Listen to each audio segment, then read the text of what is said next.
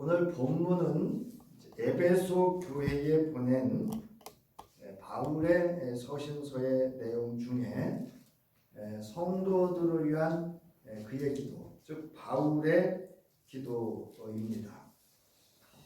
따라서 성경적 기도 중에서 오늘은 바울의 서신서 중에 바울이 기도했던 기도에 대해서 우리가 알아보고자 합니다. 바울은 AD 60년, AD라고 하면 주후입니다. 예수님이 오신 이후에 60년경에 60년 2월 말경에 죄수의 몸으로 바울이 가기를 그렇게 원했던 바로 로마에 입성하게 됩니다. 사도행전에도 이제 27장 1절로부터 12절에도 바울이 나는 로마에 가고 싶다 그렇게 했고, 바울이 복음을 전하다가 이제 체포가 되고 그 길로 이제 제수요로 로마로 이제 운송이 되는 수송이 되는 거죠.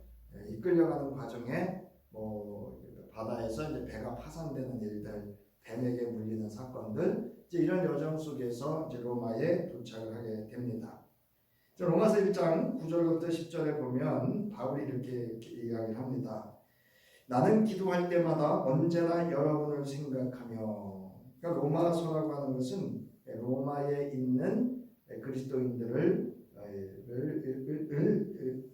위한 서신서입니다. 자, 어떻게 해서든지 하나님의 뜻으로 여러분에게로 갈 수 있는 좋은 길이 열리기를 간구하고 있습니다. 이렇게 바울이 이야기해요. 그래서 이제 이렇게 기도했던 그 바울이 원하고 바랬던 일이 이루어져서 비록 죄수의 몸이었지만 또 죄수의 몸이었기 때문에 그 로마로 가는 모든 여정 속에서 보호를 받을 수가 있었어요. 그래서 그 보호 속에서 로마에 도착을 합니다. 그리고 이곳에서 약 2년에서 3년 동안, 그래서 AD 60년에서 AD 62년 사이에 가택연금을 당한 상태로 있습니다. 그러니까 재판이 이루어지지 않고 바울을 이제 가택에다 연금해 놓은 거예요. 그러니까 이제 반교도소 생활이죠. 그래서 우리가 에베소서를 바울의 옥중서신이다 이렇게 말하기도 합니다. 그래서 사도행전에 의하면 바울은 이제 빌립보와 가이사랴와 로마에서 3번에 걸쳐서 감옥에서의 투옥 생활을 하게 됩니다. 그래서 오늘 본 서신서는 바로 로마에서 기록하는 것으로 바울이 오기에 갇혀 있음을 암시하는 표현들이 에베소서의 여러 군데에 로마에서 지금 에베소서에 있는 교회 공동체를 향한 서신서를 보냈다라고 하는 그런 표현들이 나타나고 있는 것으로 보아서 에베소서는 바울이 로마에 갇혀서 기록한 서신서로 그렇게 보고 있습니다. 자, 본 서신서의 이 수신자인 에베소는 사도 바울이 2차 전도 여행 때 가서 교회를 개척하고 설립을 합니다.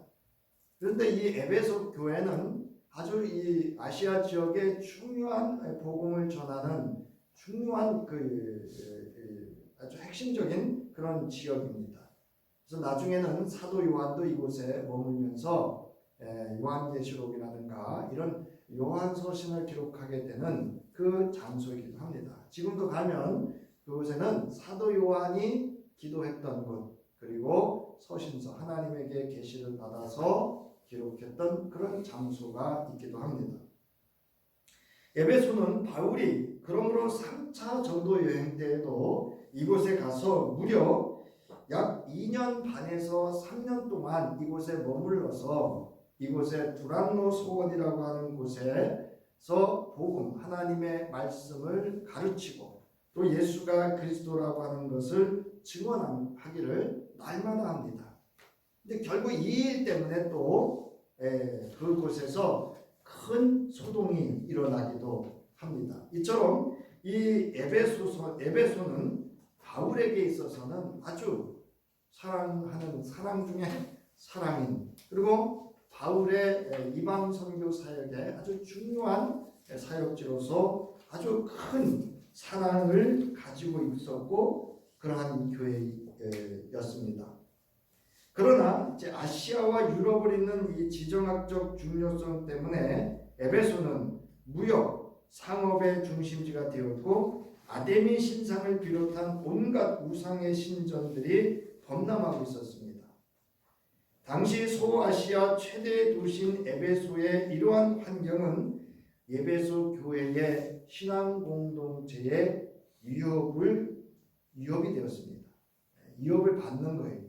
이런 상황들이 이건 뭐 정치, 경제, 종교 여러 측면에서 어려움을 당하고 있었고 위협을 받고 있는 그런 상황이었습니다. 그래서 바울은 에베소 교인들을 향해 그들이 하나님으로부터 택함을 받았고 하나님의 자녀가 되었으며 장차 하늘에 속한 모든 신령한 복을 받은 존귀한 자라는 그들의 정체성에 대해서 교회와 성도의 존재의 정체성에 대해서 명확하게 1절로부터 이제 오늘 읽었던 14절에서 명확하게 그 정체성을 이야기를 합니다. 그리고 이제 오늘 본문 15절로부터 23절에서 저희를 위한 바울의 기도를 서신서를 통해서 그들에게 보내게 됩니다. 그래서 이 에베소 3장 1장 3절로부터 7절에 보면 그 택하심에 대해서 이렇게 얘기합니다. 곧 창세 전에 그리스도 안에서 우리를 택하사 우리로 사랑 안에서 그 앞에 거룩하고 흠이 없게 하시려고. 누가요? 오늘 저와 여러분이 그렇습니다. 그리고 우리를 예정하사 하나님의 기쁘신 뜻대로 우리를 예정하사 예수 그리스도로 말미암아 자기의 아들들이 되게 하셨다. 이건 남성 중심이라 이런 표현을 썼는데요. 하나님의 뭐가 되게 하셨다? 자녀들이 되게 하셨다라고 하는 겁니다. 이는 그가 사랑하시는 자 안에서 우리에게 거저 주시는 바 그의 은혜의 영광을 찬송하게 하려는 것이다. 찬송한다는 것은 우리가 받은 하나님의 택하심과 그로 말미암아서 그리스도 예수 안에서의 하나님의 사랑으로 그 기쁘신 대로 우리가 자녀된 것은 하나님을 드러내서 그 이름을 높여서 영광을 돌리는 찬송하게 하려 함에 있다는 것입니다. 그래서 여러분 성도의 찬송이 왜 중요한가를 여기서 우리가 또한 알 수가 있습니다.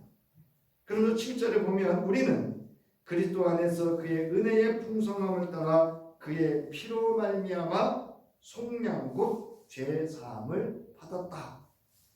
그래서 이 에베소 교회의 이런 그 시대의 상황적인 어려움, 사회적이나 정치, 경제 여러적인 어려움 속에서의 그들의 명확한 신앙의 정체성을 밝혀주고 있습니다. 자, 바울은 본문 15절부터 23절에서 이러한 에베소 지역 교회 성도들을 위한 목회자의 심정으로 예수께서 제자들을 위하여 기도하셨듯이 성도들을 기억하며 이들을 위해서 간절히 기도하였다라고 기록하면서 이러한 기도를 드리고 있다라고 그 기도의 내용을 보내주고 있습니다. 자, 이제 우리가 본문을 알아보고 적용해 보도록 하겠습니다. 자, 본문의 바울의 기도를 우리가 이제 찬찬히 살펴보면서 우리 각자의 신앙생활에 적용해 보도록 하겠습니다. 바울은 먼저 저희의 믿음과 모든 성도를 향한 사랑에 대해 듣고 깊이 감사하고 있다라고 말합니다. 오늘 15절부터 16절에 보면 이 때문이라고 하는 것은 에베소서 3절로부터 14절에 있는 내용이에요. 너희가 이런 존재이기 때문에 이렇게 하나님의 예수 그리스도로 말미암아 하나님의 크신 택함을 받고 자녀가 되었고 그리스도의 보혈의 피로 죄사함 받은, 그래서 하나님의 이름을 높여 찬송하는, 하나님을 영화롭게 할 수 있는 그런 존재된 것으로 인해서라는 뜻이에요. 나 자신도 주 예수님에 대한 여러분의 믿음과 모든 성도에 대한 사랑을 듣고서 내가 기도할 때마다 기억하면서 여러분을 두고 감사드리는 것을 멈추지 않고 있습니다. 그래서 바울의 기도는 따라하시기 바랍니다. 감사의 기도, 감사를 드리는 기도였어요. 여러분, 목회자는 성도들이 주 예수를 믿는 믿음과 그의 사랑에 충만한 것으로 감사에 감사할 수밖에 없어요. 모든 희락, 인생의 그 목회 사역의 기쁨은 성도들이 예수 잘 믿는 데 있습니다. 그러니까 여러분, 목사를 기쁘게 하는 일은요, 여러분들이 예수 잘 믿으시면 돼요. 그리고 그 사랑을 여러분들이 그 사랑으로 충만하게 살아가시면 목회자는 그걸 보면서요, 정말 뭐든지 다 할 수 있습니다. 내가 죽어서라도 성도들이 정말 예수 잘 믿고 그 안에 사랑 안에 살아간다면 정말 정직하고 충성된 하나님의 택하심에 부르심에 소명을 아는 목회자라고 한다면 뭐든지 합니다. 따라서 여러분, 바울은 감사의 기도를 멈추지 않았습니다. 사랑하는 성도 여러분, 우리 이 신앙은 감사의 기도를 멈추지 않는 그런 신앙이기를 바랍니다. 우리 성도님 계시지만 지금까지 감사헌금 봉투에 늘 동일해요. 범사에 감사합니다. 여러분, 이게 쉬운 줄 아세요? 저는 그 봉투를 볼 때마다 사실은 제 마음에 큰 은혜가 되고 감동이 돼요. 그 외에도 지켜주시고 말씀 주시고 사랑 주시고 함께 해주시고 이래서 감사합니다라고 하는 감사의 제목으로 예물이 올라갈 때 저는 참 기쁘고 감사합니다. 사랑하는 성도 여러분, 우리 주 예수 안에서 감사의 기도를 멈추지 않기를 다시금 부탁드립니다. 그러면 바울이 무엇으로 이런 감사의 기도를 드릴 수 있었는가 하면 바로 성도들 가운데서 하나님의 구원의 복음에 열매를 맺고 있음에 감사했다는 거예요. 그럼 그 열매가 무엇인가 하면 바로 뭐죠? 주 예수를 향한 그들의 믿음과 모든 성도들을 향한 사랑에 있었다는 거예요. 자, 바울은 목회자로서 무엇을 듣고 기도할 때마다 감사하였는가? 내가 기도할 때에 라는 말은 내가 기도드릴 때마다 라는 뜻입니다. 이것은 하루에 3번, 즉 저녁 해질 무렵, 아침, 점심때에 정기적으로 기도하던 유대인들의 기도 습관을 배경으로 하고 있습니다. 바울은 바리새인으로서 그리스도인이 된 후에도 하루 3번씩 정기적으로 기도했던 사람이라는 걸 알 수가 있습니다. 그래서 이 3번, 하루에 3번 정해지는 기도할 때마다 에베소 성도들을 향해서 주 예수를 믿는 그들의 믿음과 모든 성도를 향한 그 사랑으로 그 사랑의 소식을 듣고 멈추지 않고 기도했다는 거예요. 여기 보면 너희를 말하노라라고 합니다. 이것은 뭐냐면 간구했다는 거예요. 간절히 구했다 이런 뜻이에요. 먼저 바울은 자신이 찬미한 하나님의 신령한 복이 에베소 교인들에게 이루어졌다는 소식을 듣고서 하나님께 감사했습니다. 두 번째로는 주 예수 안에서 저희의 믿음에 관하여 듣고 감사했어요. 여러분, 앞서서도 말씀드렸지만 담임 목회자는요, 대부분의 목사들이 다 마찬가지예요. 주 예수를 믿는 믿음에 견실하고 충실한 성도를 볼 때 감사합니다. 저희의 믿음은 너희들 자신의 믿음을 이란 의미입니다. 주 예수는 이들의 믿음의 대상이고 이 믿음은 주 예수 안에서입니다. 이는 이들의 믿음이 행사되는 영역 혹은 믿음이 효력을 발휘하거나 명백히 드러나는 영적인 자리를 의미합니다. 이게 무슨 얘기냐면 모든 삶의 영역에서 주 예수 안에서 주 예수를 믿는 믿음으로 살았다는 거예요. 그래서 오늘도 앞서 말한 5월은 무슨 달? 가정의 달. 서로 사랑하는 것을 무엇으로 하라고요? 주 예수 안에서 믿음으로요.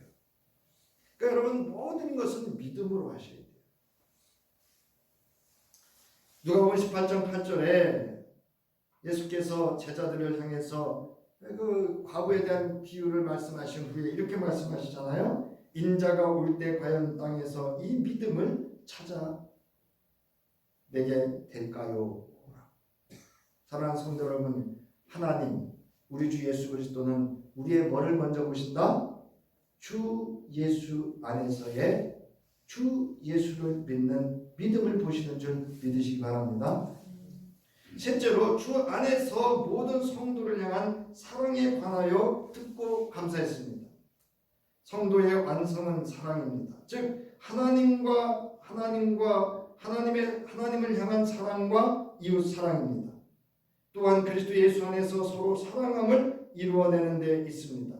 에베소 교회가 성도 간 서로 사랑함을 이루어내고 있었다는 소식을 들었다는 겁니다.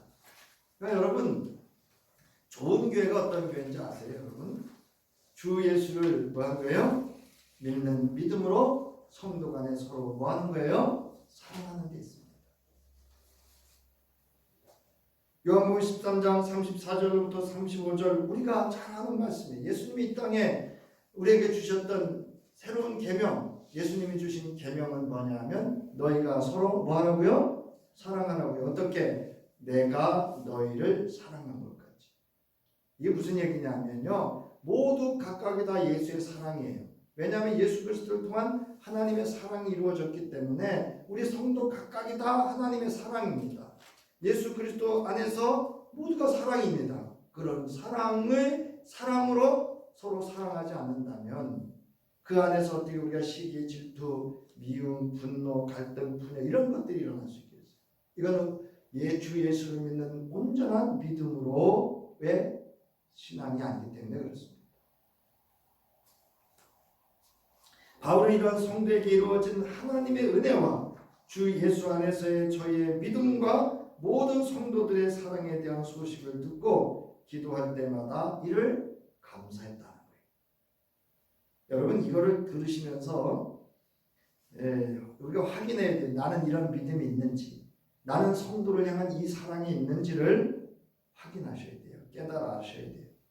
자, 두 번째로는 하나님을 알게 하여 주기를 기도했습니다. 17절에 보면 그 기도는 우리 주 예수 그리스도의 하나님 곧 영광의 아버지께서 여러분에게 지혜의 영과 계시의 영을 주시기를 비는 것입니다. 그래서 여러분이 하나님을 알아가게 해달라는 것입니다 하는 겁니다. 바울은 먼저 기도의 대상이 어떤 분이신지를 말합니다. 우리 주 예수 그리스도의 뭐예요? 하나님입니다. 예수 그리스도를 통하여 자신을 계시하시고 또한 구속 사역을 성취시키신 그 하나님이 그리스도인의 하나님으로서 기도의 대상임을 밝힙니다. 그러니까 우리는 항상 어디에 있어야 돼요? 그리스도 예수 안에 있어야 됩니다. 그걸 의미하는 겁니다. 자, 본문에서는 하나님이 그리스도의 아버지와 우리 모두의 아버지라는 것입니다. 이는 성도가 예수 안에서의 하나님과의 관계를 말하고 있습니다. 부활하신 예수께서 그 마리아에게 이렇게 말씀하십니다. 나는 나의 아버지 곧 너희들의 아버지, 나의 하나님 곧 너희들의 하나님께로 올라간다. 이렇게 말씀하셨어요. 아버지이신 하나님은 영광으로 가득한 하나님입니다. 이는 아버지께서 모든 참된 영광의 근원임을 말해주고 있습니다. 영광은 하나님의 존재와 능력의 광채를 상징합니다. 이 표현이 그렇습니다. 이건 구약의 표현이기도 하고 또 바울이 또는 신약의 하나님의 존재와 능력을 말할 때 영광이라고 하는 표현을 씁니다. 바울에게는 영광과 능력이 하나님의 행동이라는 점에서 이 둘은 동의어요. 동전의 양면과 같습니다. 이 영광으로 가득한 아버지 하나님께서 이들에게 지혜와 계시의 영을 저희에게 주사 하나님을 알게 하도록 하는데 기도합니다. 여러분, 이 이야기는 뭐냐면 에베소 교인들에게 뭐를 알기에 힘쓰라는 거예요, 여러분? 하나님을 알기에 힘쓰라, 그런 말이에요. 여러분, 다음 페이지. 5페이지입니다. 바울은 지혜와 계시를 성령을 통해 하나님을 정확하고 깊이 있게 알기를 그들에게 성령으로 지혜와 계시의 영을 부어주기를 원했습니다.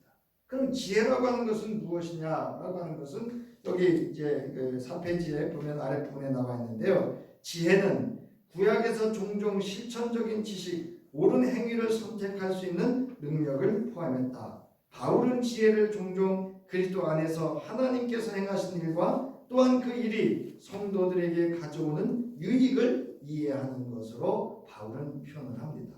그러니까 지혜라고 하는 건 궁극적으로 뭐냐면 그리스도 예수 안에서 드러난 하나님의 말씀의 사건들이다라고 보면 됩니다. 그러니까 우리가 뭐를 아는 데 힘써야 되느냐면 말씀을 아는 일에 힘써야 돼요. 그게 하나님을 아는 일에 힘쓰는 겁니다.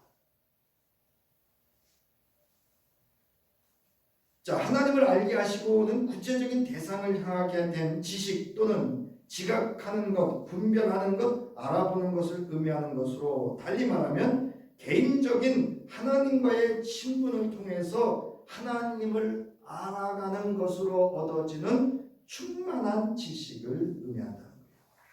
이 지식은 여러분 많이 안다는 게 아니고 사실은 깨달아 하는 거예요. 여러분 지식이 충만하려면 깨달아야 돼요.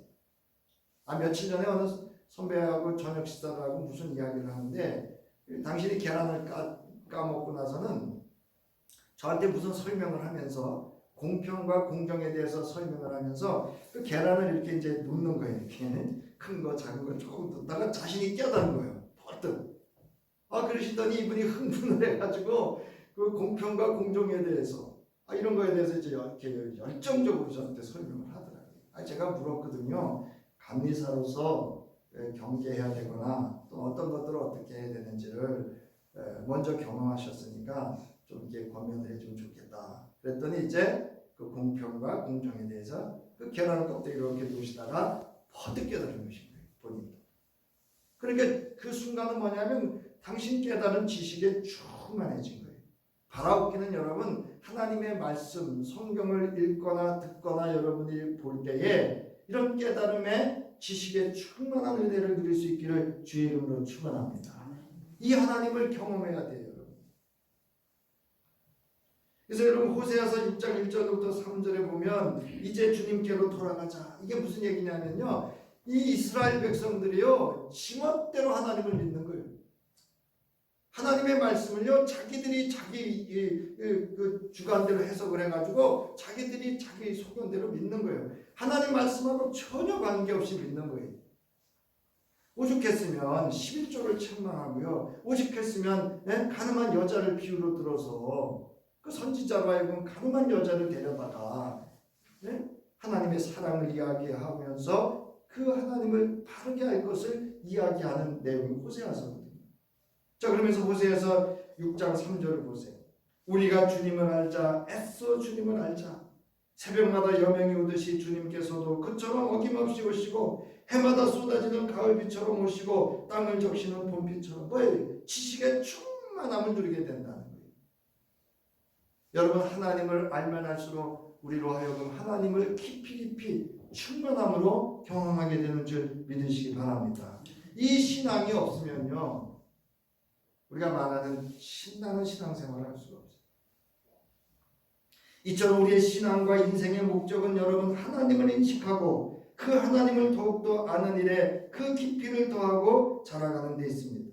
하나님을 한 번 아는 것으로 여러분 충분하지 않습니다. 여러분 옛날에 다 뜨거운 경험 하셨어요. 그렇죠? 하나님 만나신 경험 있죠? 하나님 음성 들으신 경험도 있죠? 성령의 역사, 성령의 은사를 경험하신 적 다 있습니다. 여러분 그것으로 끝나지 않습니다. 우리는 날마다 그리스도에 대한 지식을 통해서 하나님을 알아가야 합니다. 하나님을 그 지식 안에서, 그 지식은 예수 그리스도입니다.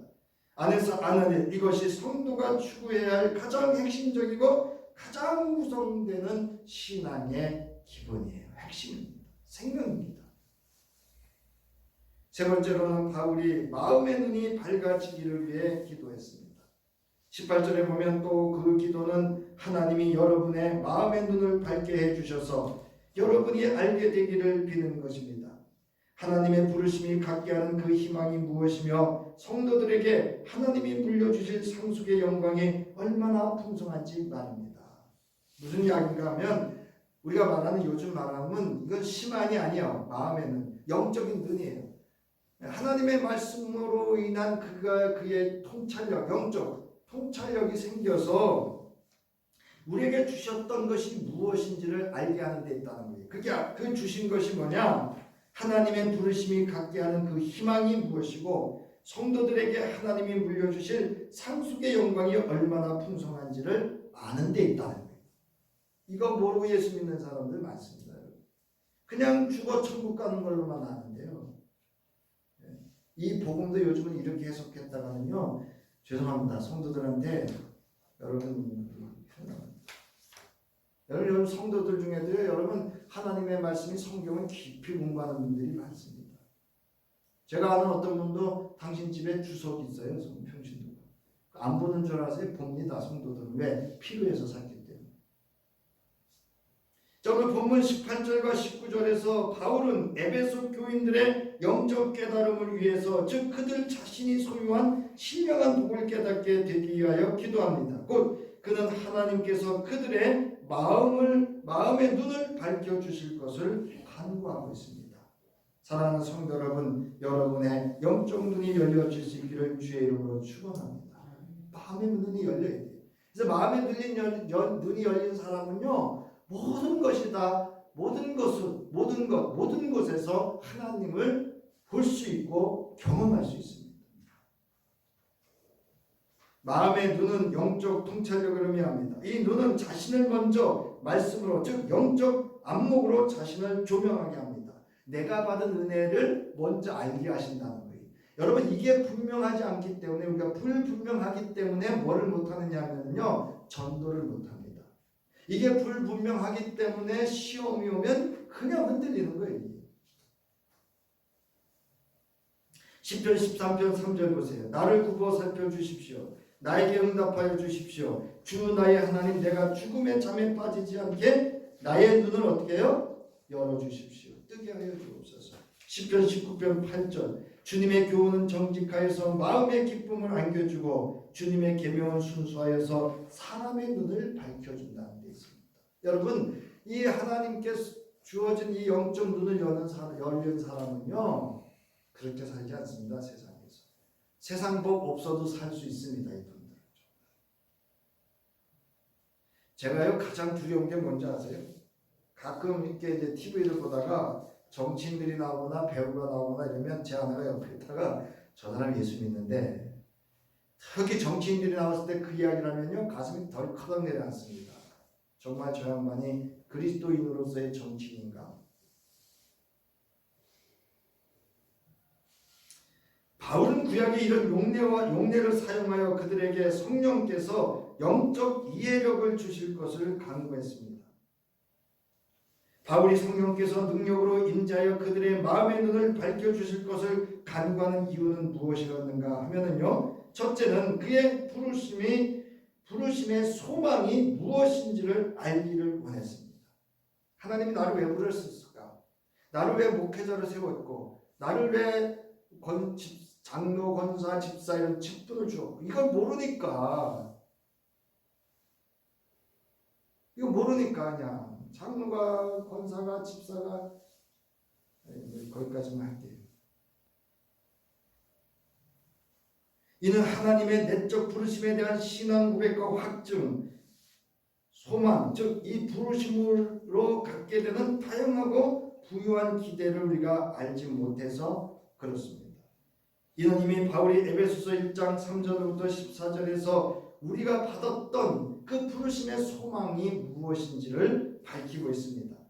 그것은 하나님의 아들됨, 구속 곧 제사함 받은 것, 기업이 되고 기업을 얻게 하는 것입니다. 이 모든 하늘로부터 받은 신령한 복을 몰라요. 마음의 눈이 열리면 이것을 알게 됩니다. 둘째로는 성도 안에서 그 기업의 영광의 풍성함입니다. 성도 안에서라고 하는 것은 성도들 중에서 그리스도인의 단체 혹은 교회를 가리키는 말이기도 합니다. 기업이라고 하는 것은 하나님께서 성도들에게 부여하신 것, 곧 성도들이 소유하거나 앞으로 소유하게 될 기업을 의미합니다. 여러분, 영생을 얻었다는 것은 여러분 하나님을 얻었다는 얘기예요. 하나님이 내 안에 존재한다는 의미입니다. 죽어 천국 간다는 말이 아니고요. 여러분, 내가 살아생전 예수를 그리스도로 고백함으로 내 안에 하나님의 영생함이 존재하면 나는 어떤 존재예요? 네? 영생하는 존재입니다. 여기 보면 여러분, 그의 기업이라고 하는 것은 하나님께서 성도 안에 두신 기업, 하나님이 우리에게 허락하신 기업, 성도들이 마지막 날에 받게 될 놀라운 구원의 복을 의미합니다. 즉 주 안에서 성도가 장차 하나님의 풍성한 영광에 참여함에 있습니다. 사랑하는 성도 여러분, 우리는 이미 하나님의 영광에 참여하는 줄 믿으시기 바랍니다. 여러분 지금 하나님의 영광에 참여하고 있어요. 바울은 성도들의 마음의 눈이 밝아져 이 신령한 복을 알고 누리기를 바라며 기도했습니다. 이처럼 우리도 마음의 눈이 밝아져 내게 주신 신령한 복 주심이 무엇인지를 알아야 돼. 이걸 알면은요 전도하지 않을 수 없어요. 내 자녀가 예수 안 믿는 거 안타까울 수밖에 없어요. 마지막으로 하나님의 지극히 크신 능력을 알기를 원하며 기도했습니다. 에베소서 1장 19절에 보면 또 그 기도는 믿는 우리한테 나타나신 하나님의 능력이 얼마나 엄청나게 크냐 하는 것을 여러분이 알게 해달라는 것입니다. 그 능력은 하나님이 막강한 힘으로 활동하셔서 나타내신 것이지요.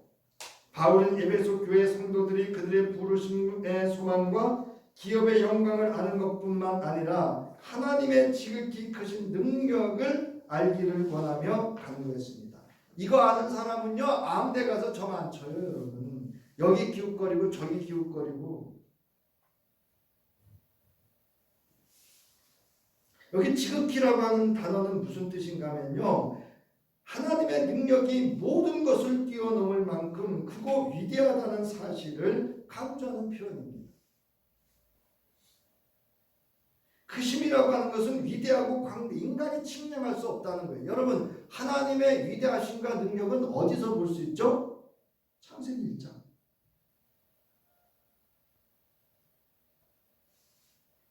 그 능력에 대해서는 본문 20절부터 24절에서 바울이 구체적으로 증언을 합니다.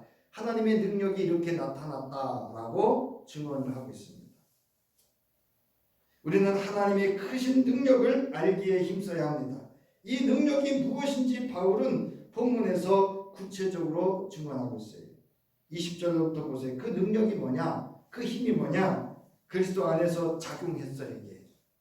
그분을 죽은 사람들 가운데서 일으켜 살리시고 하늘에서 하나님 오른쪽에 앉히셨습니다. 여러분, 예수님은 지금 어디 계시죠? 네? 하나님 보좌 우편에 계셔요. 내 안에는 누가 계셔요? 따라서 성령이 계신 거예요. 그분을 아주 높이 두신 것이죠. 모든 지배권과 권력과 세력과 통치권 위에, 그리고 이 세대뿐만 아니라 장차 올 세대에서도 일컬어질 모든 이름 위에 말입니다. 또 그러니까 왜 보좌 우편에 앉으셨느냐를 얘기하시는 거예요. 자, 그리고 그 힘은 또 어떻게 나타나는가 하면 모든 것을 하나님은 그리스도의 발 아래 두셨습니다. 그리고 그분을 모든 것 위에 머리로 삼으셔서 교회에 주셨습니다. 그러니까 하나님의 위대하심과 능력을 어디에다 줬다고요? 예? 교회에 주었다. 그러니까 여러분, 교회는 뭐냐? 하나님의 위대하심과 능력이 나타나는 곳이어야 합니다. 근데 우리가 언젠가부터 안 믿죠. 그런 일이 일어날까 두렵기도 하죠. 귀신이 쫓겨나가고요, 병든 자가 고침받고요, 약한 자가 일어나고, 이런 역사가 우리 거드리 교회에서 있기를 주의 이름으로 축원합니다. 이거는요 담임 목사 그 누구의 능력이 아니에요. 그 누구의 기도의 능력이 아닙니다. 성령의 역사시고 하나님의 위대하심의 능력의 역사입니다. 이제 나가는 말입니다. 우리는 예배소 교회를 향한 바울의 기도를 통해서 우리가 알아야 할 것이 무엇인지, 그리고 우리 신앙생활에 무엇을 믿어야 하고 어떻게 적용하고 그리스도의 삶이 어떠해야 하는지를 알아게 되었습니다. 우리는 감사의 기도를 멈추지 않아야 합니다.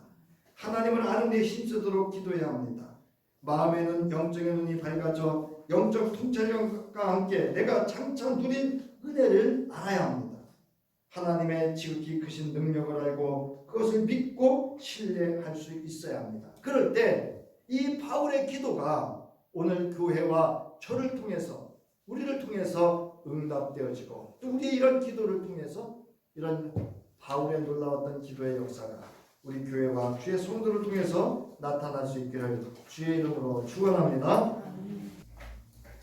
이제는 온 우주 만물을 창조하시고 죽은 자 가운데 우리 주 예수 그리스도를 다시 살리사 믿는 자마다 하나님의 자녀 되시고 하나님의 영원한 생명을 부여하신 하나님의 위대하심과 지극하신 사랑하심이 이를 위하여 기꺼이 십자가에 죽으시고 보혈의 피로 우리의 모든 죄를 다 사하셔서 우리로 하여금 하나님의 자녀 되게 해주신 우리 주 예수 그리스도의 구속의 은혜와 오늘도 우리에게 지혜와 계시의 영을 주셔서 하나님을 더욱더 알게 하시고 우리가 받아 누리는 영적 신령한 복을 알게 하시며 우리로 감사의 기도와 우리 주에 주어진 하나님의 무한하신 은혜를 알며 위대하신 하나님을 의지하고 믿음으로 살아갈 수 있도록 우리와 함께 하시고 도우실 성령의 함께 하심이 이제 바울의 기도를 통해서 우리로 하여금 기도하는 이로 서게 하시고 결단하게 하신 저희들 위해 이제로부터 영원히 함께 하시기를 간절히 축원하옵나이다. 아멘.